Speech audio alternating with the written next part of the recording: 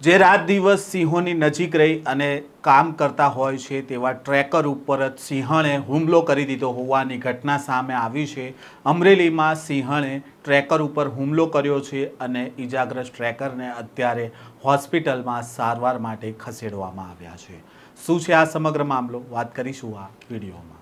વૈષ્ણવજન તો તેને કહીએ જે પીડ પરાઈ જાનાને રે। નમસ્કાર, નવજીવન ન્યૂઝમાં આપનું સ્વાગત છે। હું છું જયંત દાફડા। છેલ્લા કેટલાક દિવસથી વન્ય પ્રાણીઓના જે પ્રકારે માણસો ઉપર હુમલાની ઘટના સામે આવી રહી છે તેને લઈને ગીર અને તેના આસપાસના વિસ્તારમાં અત્યારે ફફડાટ ફેલાયો છે। કારણ કે થોડા દિવસ પહેલાં જ ગિરનારના પગથિયાથી એક બાળકને સિંહણ ઉઠાવી ગઈ હતી અને ફાડી ખાધું હતું બાળકને। તે પહેલાંની વાત કરવામાં આવે તો અમરેલીમાં કેટલાક યુવાનો છે તે ગેરકાયદેસર સિંહ દર્શન કરવા માટે ગયા હતા ત્યારે પણ સિંહણ દ્વારા હુમલો કરવામાં આવ્યો હતો। આ ઉપરાંત પાલીતાણામાં એક માલધારી ઉપર પણ એક સિંહણ દ્વારા હુમલો કરવામાં આવ્યો હતો અને જે પ્રકારે સિંહણના હુમલાની ઘટનાઓ સામે આવી રહી છે તેને લઈને લોકોમાં ભયનો માહોલ પણ જોવા મળી રહ્યો છે। તેવામાં હાલ જે રાત દિવસ સિંહની નજીક રહી અને કામ કરતા હોય છે તેવા ટ્રેકર ઉપર સિંહણે હુમલો કર્યો હોવાની ઘટના સામે આવી છે। જો કે આ સમગ્ર મામલાને લઈને શું કહેવામાં આવી રહ્યું છે વન વિભાગ દ્વારા, તેમને સાંભળીએ। મહેરબાન નાયબ વન સંરક્ષક શ્રી વન્યજીવ વિભાગ પાલીતાણા શેત્રુંજી વન વિભાગ ના માર્ગદર્શન હેઠળ અને તેમના પરમિશનથી હું ડૉક્ટર રાજન જાદવ, મદદનીશ વન સંરક્ષક શ્રી શેત્રુંજી વન વિભાગ અમરેલી, આપના માધ્યમથી જે આ ઘટના બની છે કે જેમાં અમારા એક ટ્રેકર એવા જે વન્યજીવોની સંભાળ લેતા હોય એવા ગોસાભાઈ ચોરિયા ને આજે વન્ય પ્રાણી દ્વારા ઈજા કરવામાં આવી છે।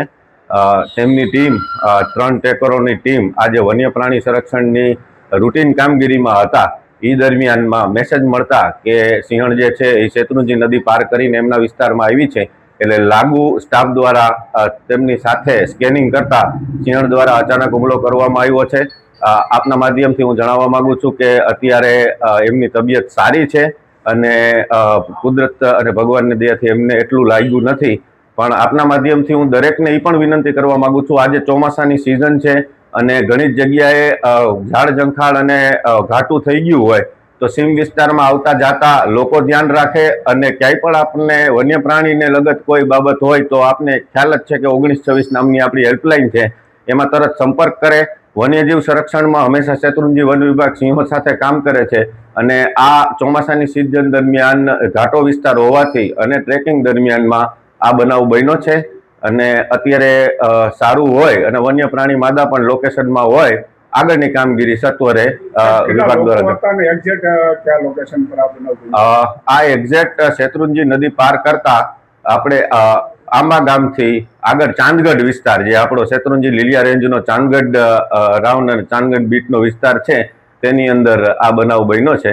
અને બાકી અત્યારે બીજું કોઈ કેટલા લોકો 3 ટ્રેકરો સાથે હતા અને એમના બીટગાર્ડ પણ સાથે હતા। એટલે સ્કેનિંગની જે રૂટીન કામગીરી હતી જેમાં સમાચાર હતા તે પ્રમાણે રૂટીન કામગીરી કરી રહ્યા હતા।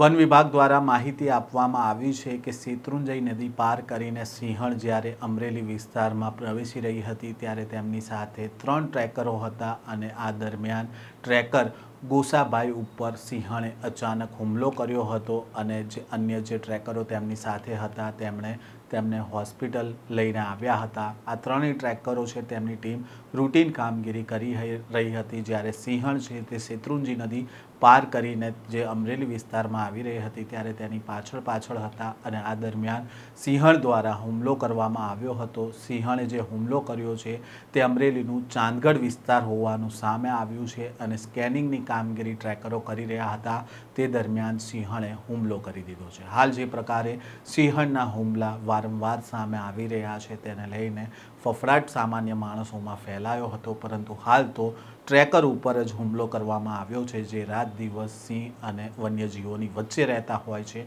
અને તેના જ કારણે અત્યારે લોકોમાં ભયનો માહોલ પણ જોવા મળી રહ્યો છે। આ પ્રકારના સમાચાર સાથે ફરી મળીશું, નવજીવન ન્યૂઝ સાથે જોડાયેલા રહે।